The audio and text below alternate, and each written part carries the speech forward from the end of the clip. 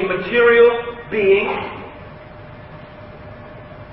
that we have evolved from this animal, and we are basically advanced animals, slightly more complex, but basically the same. So what makes a happy monkey should make a happy human being. Give the human being food, give the human being shelter, make sure the human being has some means of satisfying their sexual needs. You know, and if you can't find a member of the opposite sex to do it, don't worry, we'll legalize it now. You can do it with someone of your own sex. Okay? And don't worry, if the few depraved individuals who still haven't found some means to satisfy themselves, soon they will invent a computer with which you can have sex. It's true. Virtual sex. You're going to be able to put on a bodysuit, and you're going to be able to get married to some bytes in a computer. And the bodysuit is going to have pressure points to stimulate you appropriately. Just for those people who haven't reached happiness yet. So that's what they tell us, because every time you see, now look at the people today, down in the docks in Melbourne, fighting for what? Huh? Look at them, ready to die, ready to fight. Joining arms, the police are coming, there's bloodshed, they tell us today is going to happen. For what? For money. These people are ready to lay down their lives perhaps for a few dollars more. Literally, a few dollars more. Because that to them is the source of happiness in life. When your government comes to be elected into power, what do they say? We're going to make the economy better. We're going to make you richer. President Clinton, he got elected on what? One phrase. It's the economy, stupid. It's the economy, the economy, the economy. Because that, to them, is what equals happiness. Wealth equals happiness. They say, women, leave the home. Leave being chained to the sink. A slave to your husband and your children. Go and work. Work, because why? If we have more people working, we have more economic output. If we have more economic output, we have a richer society. Therefore, women will have more money, men will have more money, we'll all be more happy. That's what they say. That's their idea. Because to them, money equals happiness. It's their equation. That is their simple message. So they always talk about this. I remember reading in the Economist magazine, a famous magazine, they said the Western society, more than any other society in the history of humanity, has succeeded in satisfying the material needs of man. Well, you know, when I read that, you know, I thought, okay, first of all, it's not true, actually. But secondly, so what? So what? Because let's look at the reality now. The reality, like the Coca-Cola advert, is quite different from the picture. Wealth does not equal happiness at all. In fact, the consumer society relies upon people being miserable. It needs people to be miserable. It can't stand that people should actually be in reality content and happy. Because miserable people consume.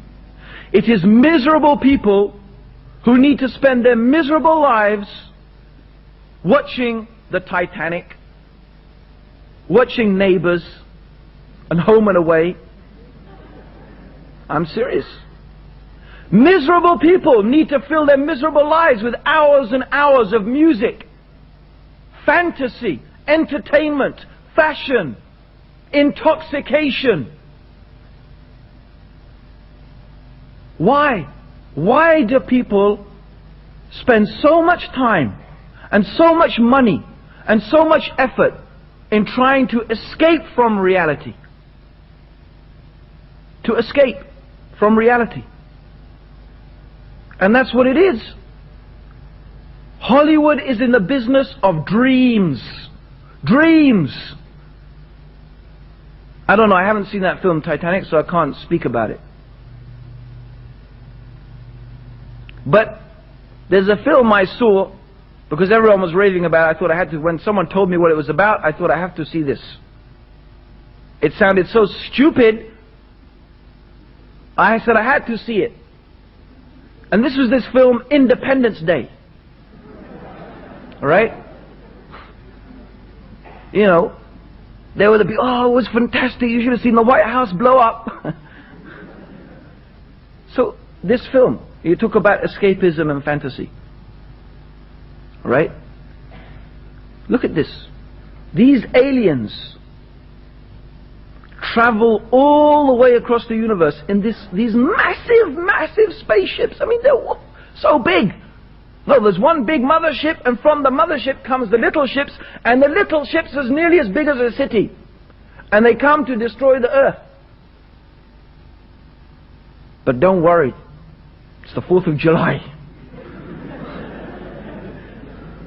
It's the 4th of July, and America, you know, has got a president who just happened to be an ex-pilot in the Gulf War. He's well trained, right? So what happens is, in this amazing film, he has to be Jewish, right? A Jewish young boy, right, decides that the way to get rid of these aliens is by planting a computer virus upon their spaceship. So he gets his floppy disk on which is written his computer virus, right? Flies up in a captured alien spaceship which just happens to have a Second World War joystick for flying. They didn't hear, these aliens haven't heard of fly-by-wire, right? Okay? They have just happened, that's very nice, they fly up there, okay? And they plant this computer virus on the alien spaceship. Fantastic, isn't it? These aliens travel all the way across the universe. Can you imagine the technology they must have needed to amass for all of that? Yet in spite of all of this, these aliens didn't have a virus checker aboard their computer system. But don't worry, it's the 4th of July. America's going to save the day. You know, there used to be, when I used to go down to Speaker's Corner, well I still do, there was a little guy, heckler, he's called a heckler. They just come to make nuisance. But also he said something very funny once. He said America didn't need to win Vietnam. They didn't need to win the war in Vietnam. He said they won it in the movies. They won it in the movies. You know, Rambo and all the rest of it. Well, what is it? It's fantasy. Let's get, what sort of miserable person sits down and watches that type of stuff and actually enjoys it? Why? Why do people spend that? They go and get drunk. And you know what? I don't know if any of you are at a university. You don't have to be at university. This is the idea of these guys having a good time. They come home 3 o'clock in the morning. They've come back from a night of drinking. They are violently sick.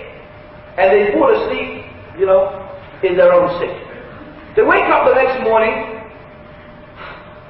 You know, Bruce, I had a really good time last night. However we say it here, right? Or what did we say in England? We had a really good time last night, didn't it? Oh, yeah. And you say to them, really? What did you do? No, I don't remember. That's why I had such a good time.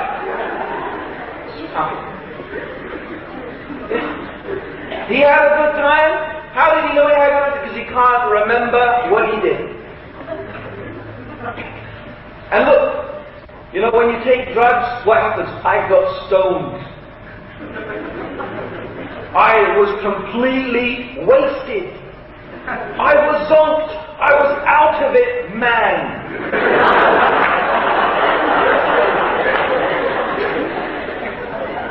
I was floating on cloud 9.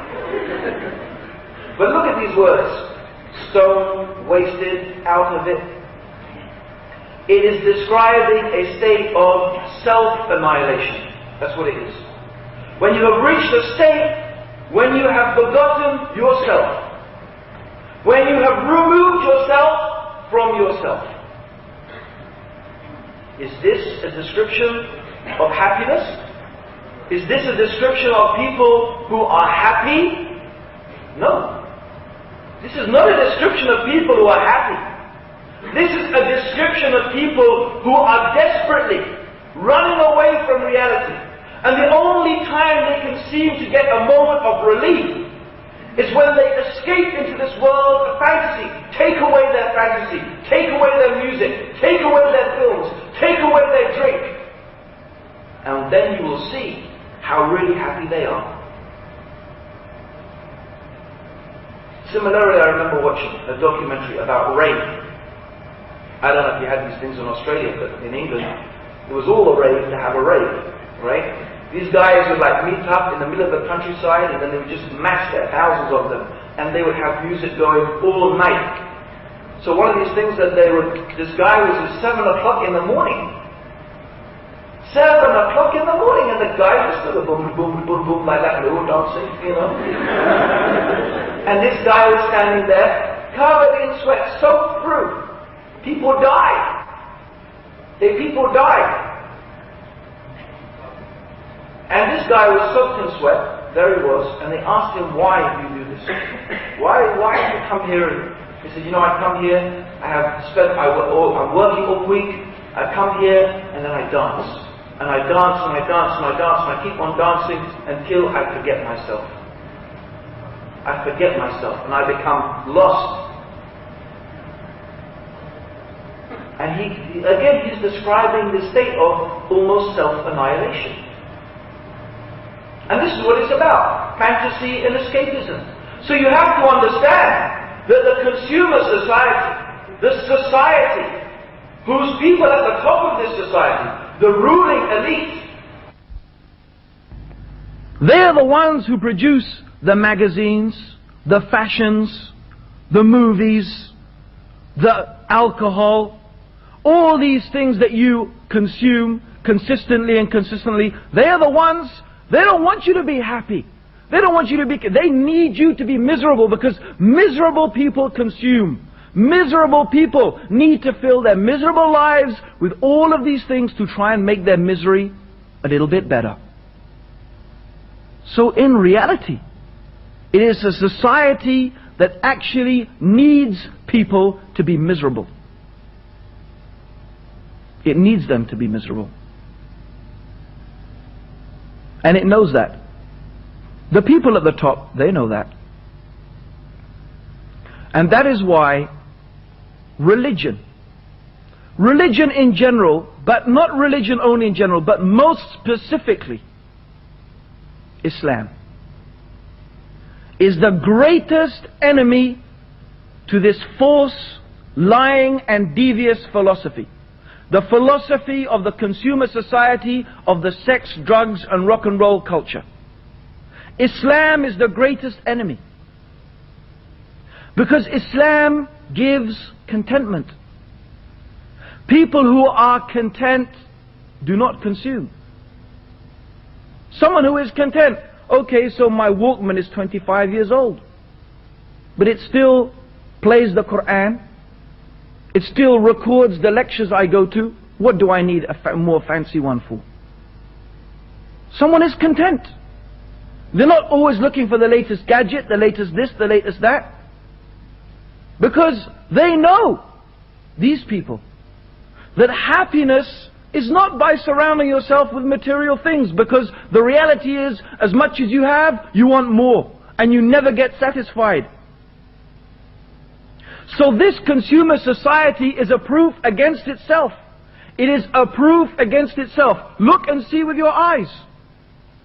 Look at these people who are the idols. And they even give them the name idols. Rock idol. Sex goddess. They give them a name. As if they are deities. And these are the ones they put up in front of you as to say, look, this is what you want to achieve. The stars, they call them the stars because what? They're way up there, in the heavens. The stars, reach for the stars, they tell you. Huh? They've got everything. They're famous, they're beautiful, they're rich. They've got it all. But then let's look at them. The reality of these stars.